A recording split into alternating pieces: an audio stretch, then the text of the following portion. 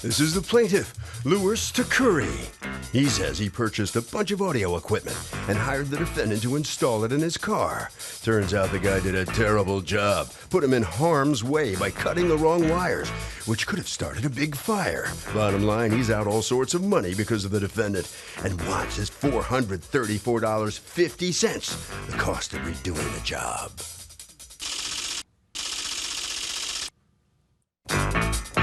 This is the defendant, Andres Panchana. He says the plaintiff thinks his work was faulty, but it wasn't. It was the equipment the plaintiff brought to him that was no good. The plaintiff is just an angry, nasty guy who wants a full refund when 98% of the work was completed. Sorry, buddy, but no freebies here. He's accused of putting a customer in harm's way. Thank you, Douglas. Okay, Louis Takuri, you are suing Andres Panchana for $434.50 that you say it cost you to fix work that he did and refused to complete. Talk to me, what happened? All right, so I bought a sound system. Okay, how old are you? 18. Oh my gosh, you look young. I feel like I'm talking to All right, go ahead. I bought a sound system. I talked to my friend Chris, and I told him how much it's gonna cost me. He's like, I know my friend, he does this job. We met, you didn't know him before this? No. He was a friend of a friend? Yeah. Okay. And what is it you wanted done to your car? I installed a sound system. Meaning? Flip out DVD, GPS, Bluetooth, rear view camera, amp, 2 subs. 2 subwoofers. And 4 speakers. And 4 speakers. What are you driving? A Nissan Sentra. What year? 2002. Well, you could do all this, or you could get another car. Okay, so go ahead. Where were you getting your equipment? From eBay. From eBay? Used Yes. equipment? No, the only thing that was used was the flip out DVD. Everything else was brand new. Okay. All right, so go ahead. So we agreed. I bought my stuff. We made a date. We met on June 12th.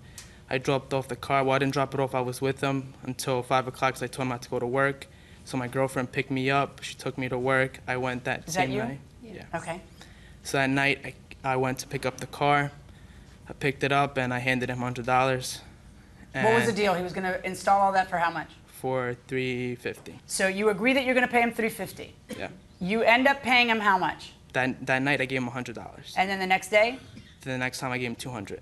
Okay, so and that's all you've paid him so far has been the $300. That's what you've got in it with him. Yeah. All right. Now you say when I picked up my car. How much later did you pick up your car? I dropped the car. I left my car with them at 5 o'clock. I probably picked it up at 11 or 12 maybe that night. And what happened when you picked up the car? When I'm driving away, I hear whistling noise, and there was wires hanging down where you accelerate and the brakes. There were wires hanging down where the brakes are? So your foot could get caught? Yeah. Did you know that? No, I didn't know that until the following day. You noticed it the following day? Okay, Yeah. go on. The CD works. There's no radio, though. The 2 speakers aren't Why working. is there no radio? He says that the antenna, he didn't get to do that.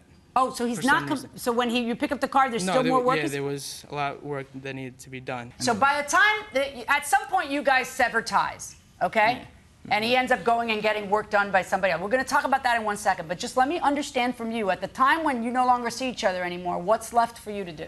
What's left for me to do is Bluetooth, rear view camera, and tucking away those wires. They were tucked temporarily so he could drive. I explained to him, you can press the brake, you can accelerate, fine. Why weren't they tucked? What was stopping you from tucking them away? Because they had to be rewired, because there was not enough wire that came with the unit itself to be tucked away. So now, and do you agree that's the work that was still left to do at that point?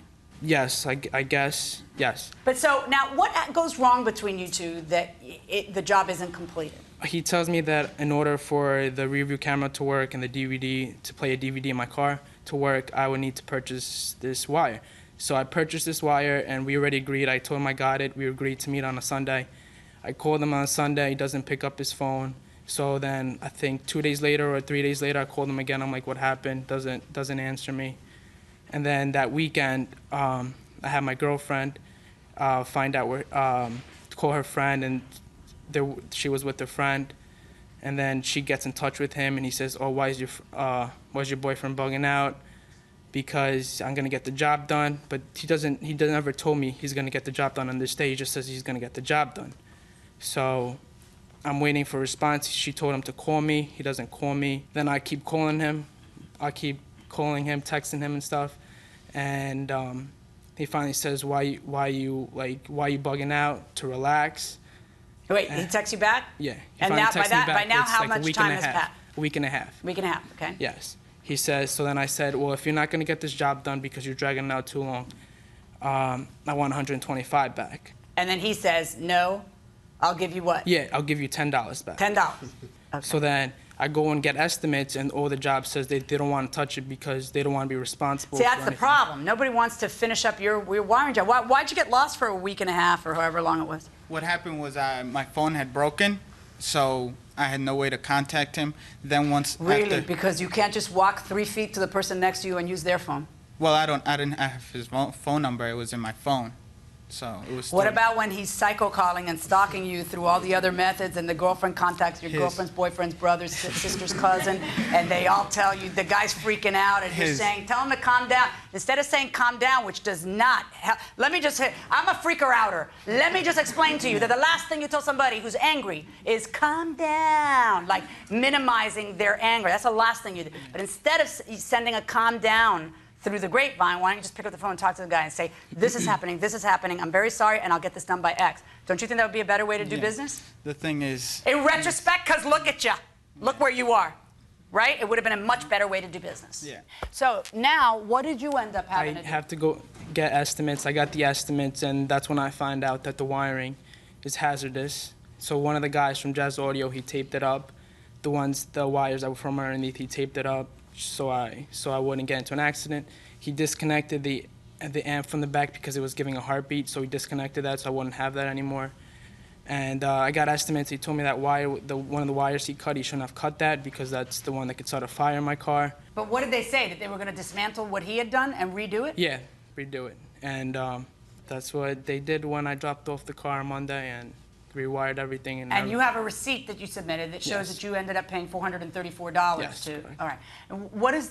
Do you have a video you want me to see? Yes, I had a video that shows everything working perfectly fine.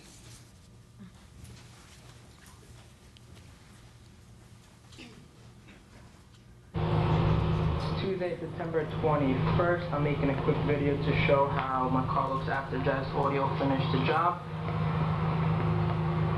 Pull the parking brake up. Put the DVD in.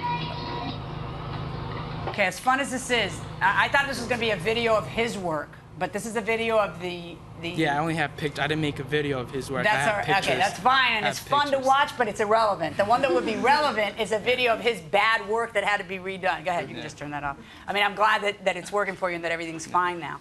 Look, and you feel that you should be able to keep the lion's share of stuff because all you had left was Bluetooth, rear view camera, and tucking away the wires. Correct.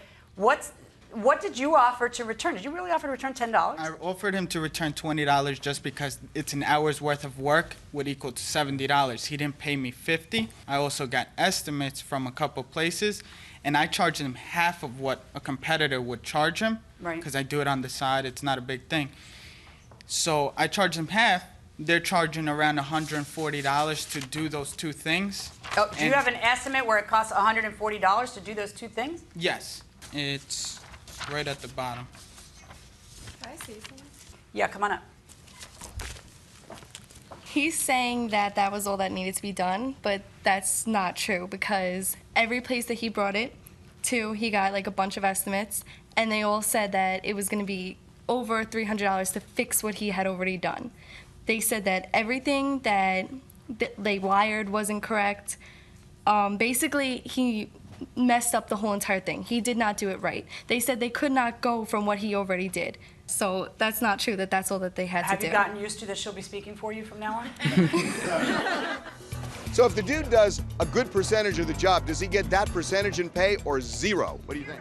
Zero, definitely. Why? Because, you know, you don't want to have something that's unfinished. I'm not going to pay someone to make 10% of it. Percentage or zero? Zero. Percentage or zero? Zero, definitely. You guys are heartless consumers going inside the courtroom. All right, here's where we are, folks. Here's a problem with this, and this is typically speaking in these situations, because this may be the first time you guys are broached with this. It's not the first time this comes in front of me, okay? And what'll happen in a situation like this is that the new guy doesn't want to rely on your work. And he can't because he can't guarantee your work, and then he's going to put work on top of your work, and then he's going to have to guarantee his work, and then his work could go wrong because of what you've done, and next thing you know, he's got this guy coming back 6 times, all on his and the new guy's nickel, and the new guy doesn't want that. So either the new guy has to redo it because he doesn't want to be in that situation, or the new guy has to redo it because he can see that it needs redoing. Either way, he's going to get charged for its redoing, okay? So what I'm going to order him to do is I'm going to order him to return the entire $300 because there was no value for you in the work that he ended up doing. I'm not going to order him to return more than what you paid him under these circumstances because you were getting such a family price on this. It's just that that $300, and I understand your position, the judge, what do you mean I don't get paid anything for my time? Yeah. That's what happens when you act like a slack jaw and don't pick up the phone and don't call your customer and don't do anything, because what happens is there then becomes no value to him for the work that you did, so I can't order him to pay for the work that you did. $300, verdict for the plaintiff. Good luck, folks.